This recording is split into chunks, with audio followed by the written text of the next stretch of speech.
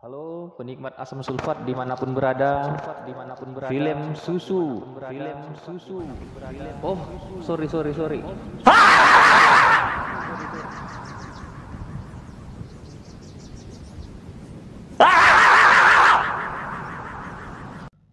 Maksudnya film Sisu. Film Sisu yang menceritakan tentang kekalahan Nazi Jerman pada Perang Dunia Kedua, memilih pulang ke negaranya untuk menanggung malu. Dan inilah pemeran utama kita. Dia berada di pertengahan dataran Eropa yang bernama Atami. Atami Korpri adalah seorang veteran perang yang sudah menjual ginjalnya. Oh, maksud kita sudah lama berperang membela negaranya dan kini memilih hidup sendiri karena tidak ingin menjadi beban dalam peperangan. Beliau pun mencari emas untuk menghidupi kehidupannya yang sebagai duda dan hidup sebatang kara.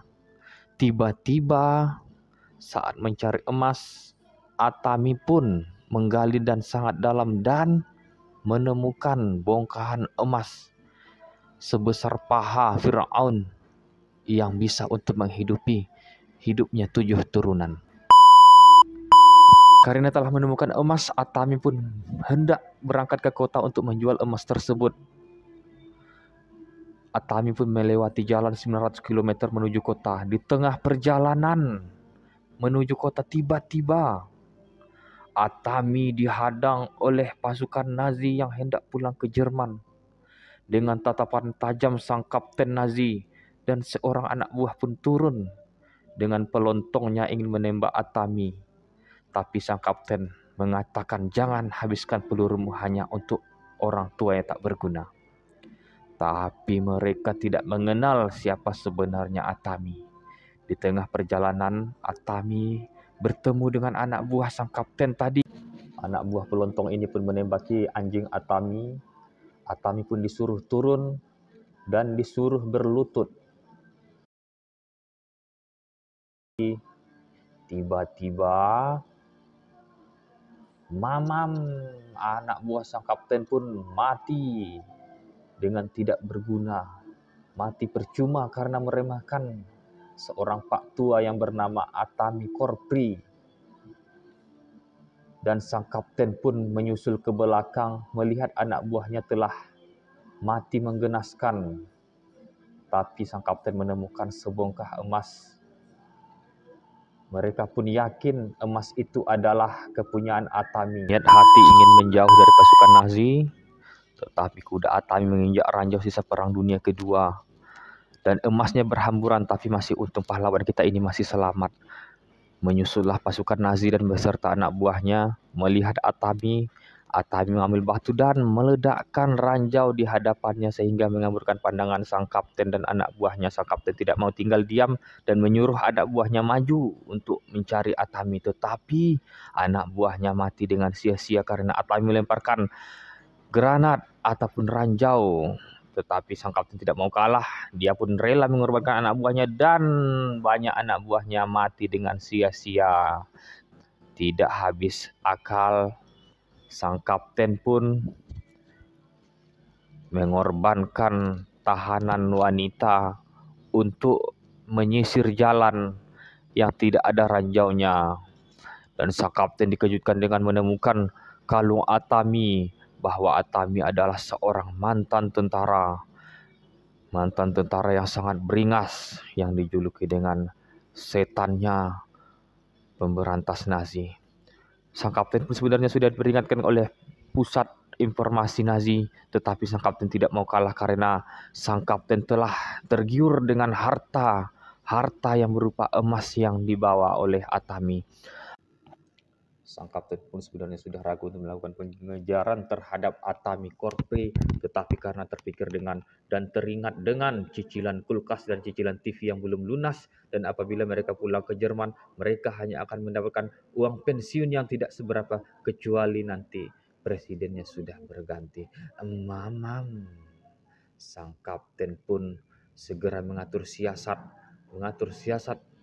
bagaimana caranya untuk mendapatkan emas Atami. Akal, Sang kapten pun melanjutkan pengejaran terhadap Atami dengan memanfaatkan tawanan wanitanya sebagai pemandu jalan.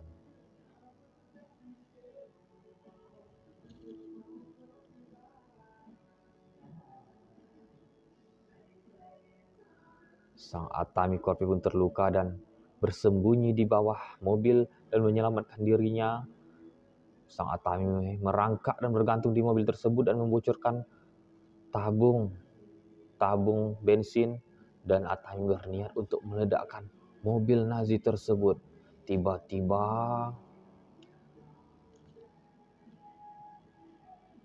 jedar, Atami pun melompat ke sungai. Sang kapten pun menyuruh anak buahnya untuk menembaki Atami dalam sungai, tetapi tidak mengenai. Akhirnya sang kapten menyuruh anak buahnya untuk menyelam langsung dan untuk membunuh Atami. Tetapi apa yang terjadi? Atami masih selamat karena berpengalaman lebih dari 200 tahun dalam dunia peperangan. Anak buah sang kapten yang menyelam pun mati di tangan Atami, dan yang satu lagi dibuat ketakutan.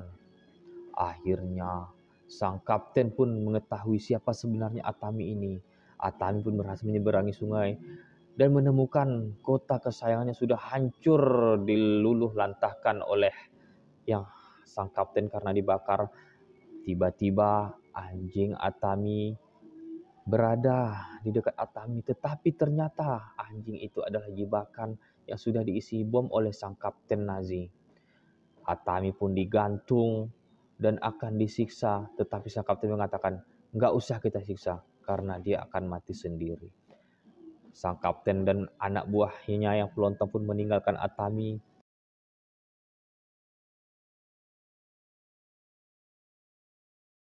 Karena rajin sholat tahajud dan puasa Senin Kamis, sang Atami pun alhamdulillah berhasil menyelamatkan dirinya berkat bantuan Tuhan Yang Maha Kuasa. Dan di pagi harinya ada pesawat yang terbang rendah dan akhirnya Atami pun jatuh ke tanah. Tiba-tiba Atami membunuh para awak kapal Nazi tersebut dan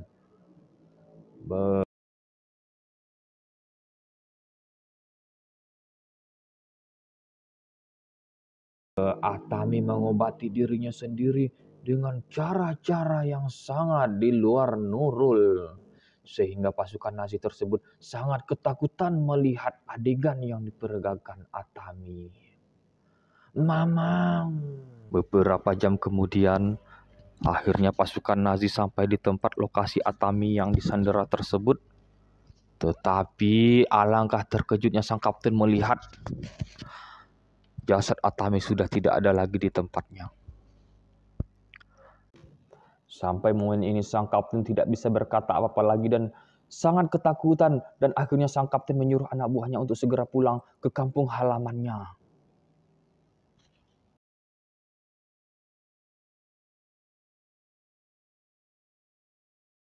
Dan tahanan wanita menakut-nakuti pasukan Nazi. Kalian tidak tahu berhadapan dengan siapa. Siapa yang kami hadapi? Kalian berhadapan dengan iblisnya, iblis setan, pembunuh Nazi. Akhirnya sang pahlawan kita masuk tiba-tiba dan mengasih kesenapan ketahanan wanita dan membunuh satu persatu pasukan Nazi, dibantu dengan tahanan wanita yang saling bahu-membahu.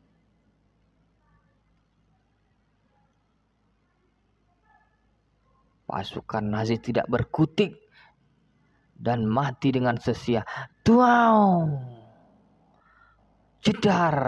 Akhirnya Atami hampir membunuh sang kapten, tetapi sang kapten masih bisa selamat karena melakukan jurus kabur. Tetapi alangkah kasihannya, anak buah sang kapten mati dengan sia-sia.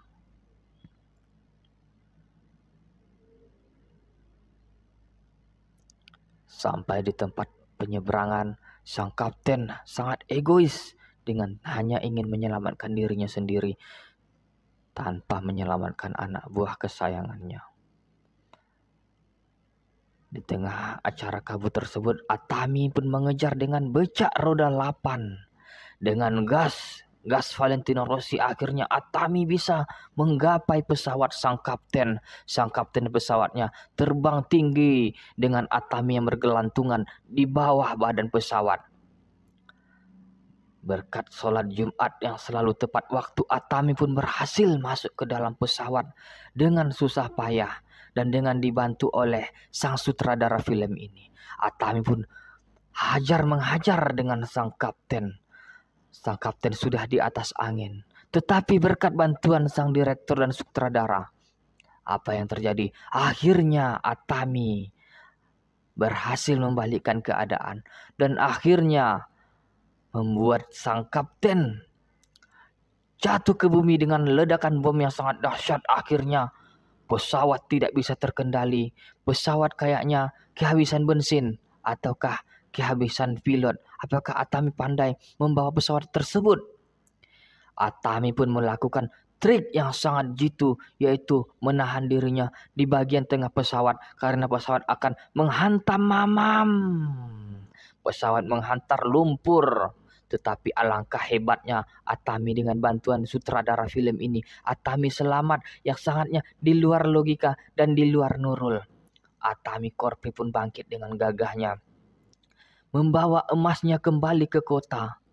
Ke kota yang hampir binasa.